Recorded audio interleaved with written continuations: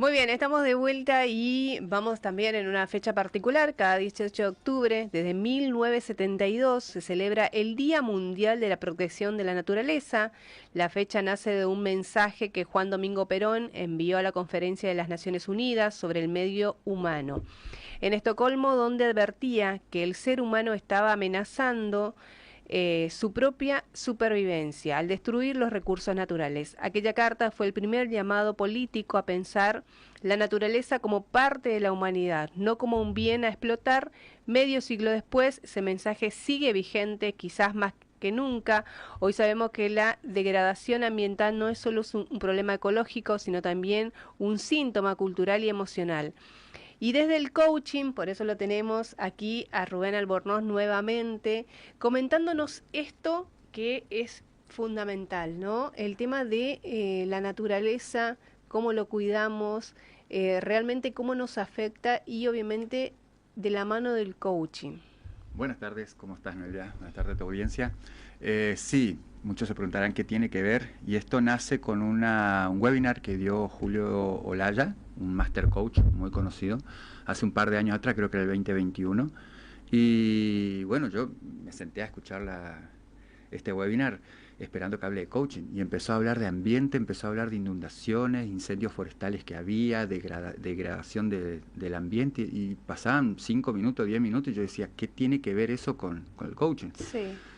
Y era un master coach, y sin embargo empezó a relacionar con estos principios y postulados que tenemos, del observador que estamos siendo, los resultados que estamos teniendo, que es producto de nuestras acciones, de las declaraciones, y al declarar si construimos una realidad nueva o no, y empecé a relacionarlo y logré integrar mi carrera de base, que soy ingeniero agrónomo, trabajaba en ambiente en ese momento, y coach ontológico, y también la psicología social.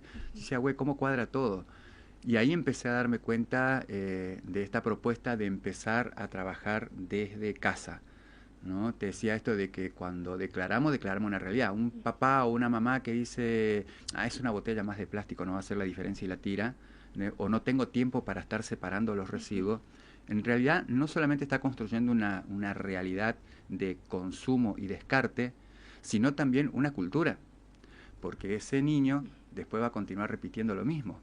Nosotros los adultos capaz nos cuesta un poco más, pero tendríamos que prestar atención en estas nuevas generaciones que empiecen a tener una conducta, y la conducta empieza desde ahí. Yo cuando trabajaba en ambiente recuerdo que tomaba contacto con algunas seños en algunas escuelas primarias, donde íbamos a dar una charla de ambiente, y nos decían que, por ejemplo, uno de los niños le dijo que quería separar la cáscara de la banana, los restos de residuos de la cocina, Sí. para hacer compost. Y la mamá le dijo, deja eso para la escuela, acá no me vengas a joder con esto. Dice la señora que así le dijo el nene, que fue a su casa con toda esta mentalidad, y sin Claro. embargo lo sacaron carpiendo. En contrapartida tengo otra muy linda, que es mi cuñado. Cuando mi actual señora no tenía auto, sus nenes eran chiquitos, él siempre la llevaba al campo, a la casa de la madre, los niños, los juegos, la perra y el baldecito de compost. Porque como vivían acá en la ciudad, en un departamento, Sí. no tenía dónde hacer. Pero los fines de semana que se iba a visitar a la mamá, llevaba su balde de compost. Él nunca le dio bolilla para hacerlo, hasta las nietas. Las nietas empezaron a tener esta cultura en la escuela donde estudian, y empezaron a ir a la casa a decir, hay que separar. Entonces él empezó a separar, y ahora los domingos cuando va a la casa del padre, va con su balde de compost a hacer como desde casa los niños van generando un cambio cultural. Y es fundamental de que lo hagamos la familia, la escuela o los lugares donde ellos asisten, empezar a educarlos en esto. Es educación. Y Tal educación. cual, eso es lo que siempre decimos, es educación nada más. Nosotros no tuvimos esa educación, No. vamos a decirlo, porque no venía desde ahí, ahora es como, y además no es una moda, realmente tenemos que tomarlo en serio. Qué bueno trajiste eso. Muchas veces, recién te estaba contando que hay ambientalistas per se que salen a discutir tipo fundamentalista. Entonces, en contrapartida, los retractores tienen fundamento para decir, no, esto es una exageración, lo del cambio climático siempre existió, siempre hubo glaciaciones, cambio de eras y todo eso. Sí, es cierto, pero el ritmo natural que tiene el planeta es mucho más lento que el ritmo de evolución de la tecnología y el hombre en su apropiación de la naturaleza. en su apropiación de la naturaleza va transformando el medio ambiente en un lugar antrópico que lo va degradando. Era la carta que le mandó, o esa nota que le mandó Perón en el 72 a ese secretario de Naciones Unidas. O sea, ya en aquel momento se empezaba a ver que la celeridad y el modo en que se estaba trabajando en la naturaleza la estaba modificando en perjuicio de nosotros mismos. O sea, somos la única especie que estamos provocando a lo mejor nuestra propia extinción. El otro día en un programa de Pergolini, Otro Día Perdido, no me acuerdo quién el que estaba hablando, y contaba eso exactamente. Un antropólogo, que si bien los dinosaurios se extinguieron por un meteorito, o hay especies que en la evolución van desapareciendo por no poder adaptarse a ese ritmo evolutivo, nosotros los humanos hemos evolucionado racionalmente en el consumo y a la vez estamos generando a lo mejor nuestra propia extinción. O sea, somos la única especie animal que podríamos llegar a provocar nuestra propia extinción. Además, esta aceleración se ve mucho después de la pandemia también. Ahí creo que tuvimos como un instante de parate, pero ahora el consumismo es impresionante. Bueno, eso me lleva a esta pregunta. Si tanto se pasó por todos los medios, que los ciervitos andaban por las calles no sé de dónde, que los alces en Canadá andaban circulando por los centros comerciales y los otros lugares, que los lobitos, que la naturaleza venía a la ciudad porque el hombre se acalló, se encerró y la naturaleza empezó a recuperar su espacio. Vimos lo valioso que era eso, ¿no? Una pausa y cómo la naturaleza empezó a avanzar. No aprendimos nada porque ahora volvimos otra vez a ocupar esos lugares, tal cual, a hacer... Quiero recalcar esta cultura de el consumo lineal, ¿no? Yo saco del planeta, consumo y transformo en desperdicio, ¿no? En basura. Cuando debería ser una economía circular donde yo voy tomando pero voy devolviendo al medio, ya sea desde el compost con lo orgánico, que el 60% de tus residuos, yo te puedo asegurar que si vos simplemente separas lo orgánico, cuando vos tenés que sacar la bolsita de residuos afuera, vas a sacar cada 3 días, porque en realidad lo que producís como basura que le decís es muy poco. Principalmente es orgánico. Bueno, es orgánico, puede volver al ambiente. Hay maneras de hacerlo en departamentos, en casas o en lugares que se puede. Después tenés plásticos, vidrios, metales, así simple nomás. Hoy hay recolectores o hay lugares donde llevar. Hay los centros de recuperación, o sea que con un poquito de esfuerzo, nosotros cada tanto tenemos unos bolsones que tenemos en casa, cuando se llena de plástico, que los vamos aplastando, los llevamos a Fortaleza, por ejemplo. Bueno, es un ratito, tomarte el laburo, tenés que ir, pero vas, llevas y ya sabes que esa gente lo está recuperando. En Corriente no se recicla, se recupera. Y de afuera vienen, los llevan y ahí sí llevan a centros donde después se reciclan esos plásticos. O acá en el Chaco, donde se hace ecomadera, también con plásticos.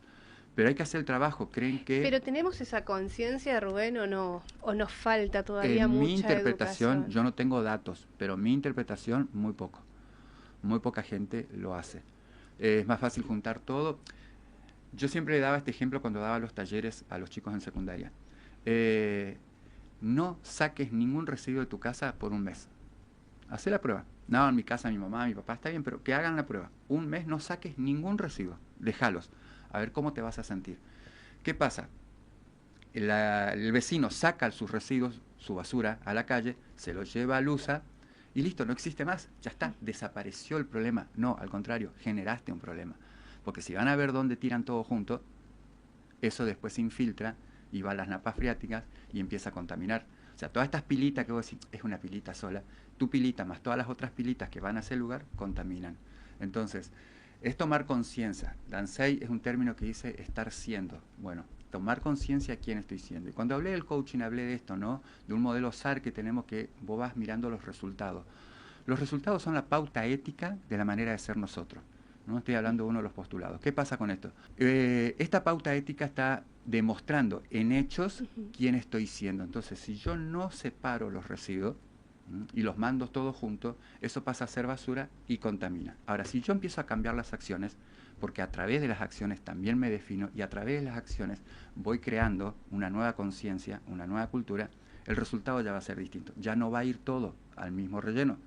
Ya empezamos a separar y se puede recuperar. Y eso tiene un valor económico. Pero para eso yo tengo que cambiar el observador que estoy siendo. Exacto. Es cierto, hay tantos observadores como personas presentes. Algunos lo van a ver como que sos un ambientalista, otros lo van a ver como algo necesario, ¿no? Simplemente una obviedad tener que hacer eso, y otros van a decir, mira, a mí no me importa, el observador que soy en este momento a mí no me afecta, para eso yo pago mis impuestos para que se lo lleven y lo tiren donde quieran.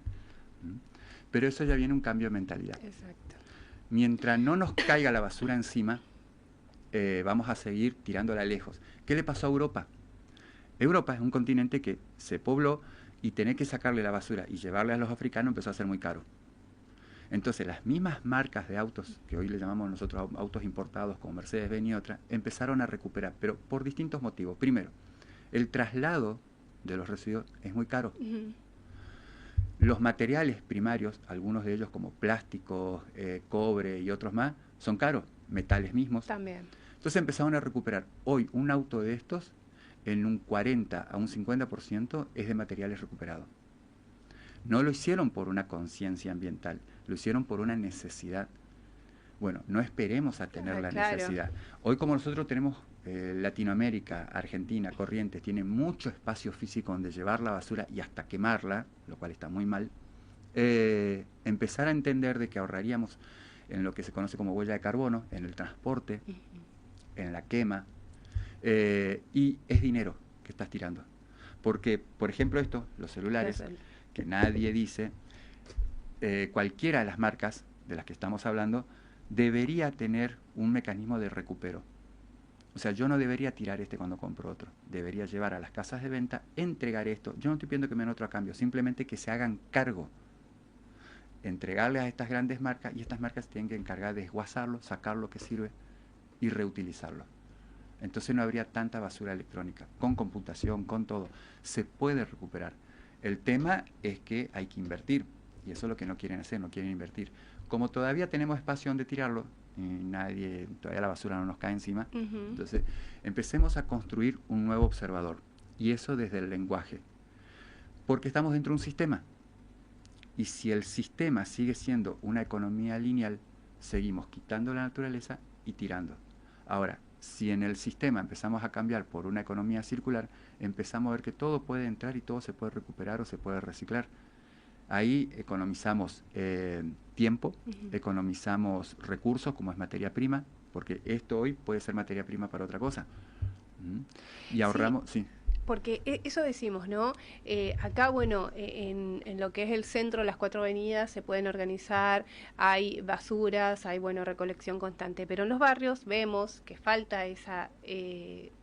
llegar al vecino a que tome conciencia que tiene que sacar su basura en cierto horario. No, lo ponen todo en una esquina, esa esquina se vuelve una cosa tremenda de basura porque lo tiran a cualquier hora, entonces no tienen un horario donde realmente sepan que, bueno, a las 11 o a las 12 pasa por ahí, o sea, no hay como un registro, un lugar donde uno pueda mirar también, digo, de saber en qué zona, a qué horario pasa. A ver, la municipalidad, voy a hablar hasta el tiempo que estuve, yo estuve hasta el 2022, con la recolección diferenciada, que se hicieron pruebas piloto, barrio profesional y el otro no me estoy acordando el nombre, y que en otros lugares estaban los centros estos de recuperación, ¿no? Los puntos verdes. Son intentos que en el volumen pasan desapercibidos. Por eso digo, tiene que ser un trabajo conjunto, un trabajo de voluntad política, pero también un trabajo de compromiso del vecino. El vecino tiene que exigir que existan estos puntos verdes, que existan estos puntos de recupero. Se podría hacer un taller donde se podría hacer recupero de residuos tecnológicos. Los residuos tecnológicos, el volumen es enorme, cada vez mayor, porque estamos en una cultura de consumismo. Ahora capaz se frenó un poco por el precio. La economía nos metió un freno, pero si no, la gente cambia celular cada rato si le da el poder adquisitivo. Exacto. ¿Y el celular viejo dónde va? ¿Y las computadoras que se vuelven obsoletas enseguida? ¿Las notebooks, las netbooks, los televisores? Y también así tienen, claro, que tener como un diferenciado. Exactamente. Y se recuperaría mucho material. Hubo intentos con una cooperativa de canillitas que se intentó, creo que quedó en la nada lamentablemente, pero hay que ponerle más pila. Vuelvo a repetir, yo creo que esto va desde casa, porque no vamos a encontrar el político caído de otro planeta que venga con una mentalidad totalmente distinta y diga, esto es lo que tenemos que hacer. Es uno más de nosotros que hoy ocupa ese cargo de poder y que está atravesado por un montón de realidades, que prefiere atender una emergencia u otro tipo de urgencia y no esta, porque como no parece inmediata, hoy la basura no nos está aplastando, o por lo menos no la vemos, como la llevamos todo a un relleno, Sí. entonces no parece tan urgente. Sí, es muy urgente que se empiece a tomar medidas. Pero como no sé si eso va a pasar a nivel poder político o económico, vamos por casa. El consumidor es el que termina definiendo el mercado. Entonces el consumidor es el que tiene que exigir. Exigir que haya lugares de recupero, exigir que haya lugares de separación de residuos, y eso lo vamos a hacer con la nueva generación. Nosotros lamentablemente nos cuesta muchísimo. No pierdo la fe, pero nos cuesta muchísimo. Por ejemplo, para bañarte, no digo tu caso, no me cuentes, pero ¿cuánto tiempo te toma? O sea, está lindo estar bajo la ducha, es bellísimo, pero media hora. ¿Cuántos litros de agua consumiste? Claro. ¿Cuánta electricidad consumiste? ¿Te estás lavando los dientes y estás dejando? Esos son pequeños tips que se puede ir enseñando en casa con el ejemplo.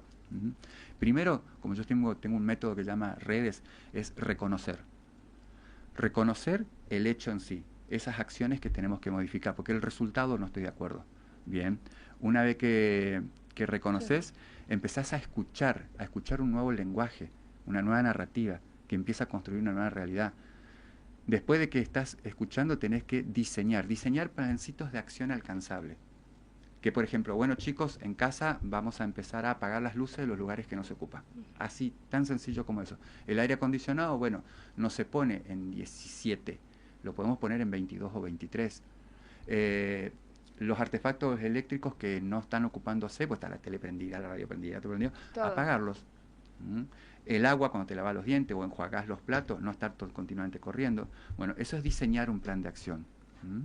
Y vas ensayándolo, vas ensayando con tus hijos, lo vas ensayando haciéndolo vos, lo vas tomando como hábito. Un hábito no se construye porque hoy estemos hablando vos y yo acá y la gente escuche, y yo lo voy a empezar a hacer. Lo tiene que poner en práctica. Seguramente va a un momento en que no va a salir bien, pero bueno, ahí se va educando a esta nueva generación a tomar el hábito, para que sea sostenible en el tiempo. Y cuando es sostenible en el tiempo, como te conté al inicio, ellos mismos exigen los cambios. Así que yo sí creo que hay posibilidad, pero los adultos nos tenemos que comprometer en una nueva narrativa. Totalmente, Rubén, la verdad que dos temas fundamentales y muy fuertes el día de hoy, esto lo que es el cuidado del medio ambiente y cómo lo fuiste, obviamente como decís, relacionando todo, y el coaching cómo abarca muchísimas cosas, ¿no? Se puede tocar en muchísimos temas, relacionarlo también, o sea, estamos todos inmersos en una sola cosa que es el tema de la comunicación y saber, ¿no?, concientizarlo. Es una disciplina bellísima. Yo soy operador en psicología social y coach ontológico profesional y honestamente las dos me dieron una formación muy, muy poderosa. Me encanta, es un observador distinto e inclusive hasta de una mirada interior. Son herramientas que una vez que las aprendes se te cae un velo y no puede ser de otra forma y te empieza a transformar.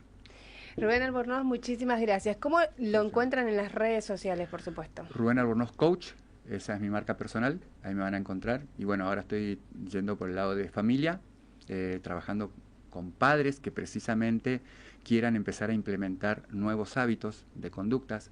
Estamos teniendo, hoy estaba hablando con una colombiana que vive en Francia y estaba contando esta situación de que en las escuelas en Francia está habiendo el mismo problema que acá, donde los padres se empoderan en una protesta a veces hasta irracional. Como no toleran la frustración de los hijos en la escuela, y el sistema de educación sabemos que está en crisis, en vez de colaborar y aportar, van a criticar y a protestar sin mayores fundamentos que la emoción o la pasión del momento. Y desde estas herramientas se puede empezar a construir algo nuevo. Y los padres que no nos enseñan a ser padres. Nosotros aprendimos en la escuela de casa, que no está mal, está buena la vieja escuela, pero si hay herramientas nuevas, está bueno empezar a buscarlas. Los que encontramos esa herramienta hemos podido facilitar el trabajo de criar ese otro, que no es fácil. Tal cual. La verdad que es un tema para seguirlo, será para la próxima, pero muchísimas gracias como siempre con el aporte. Un placer y un saludo a tu audiencia.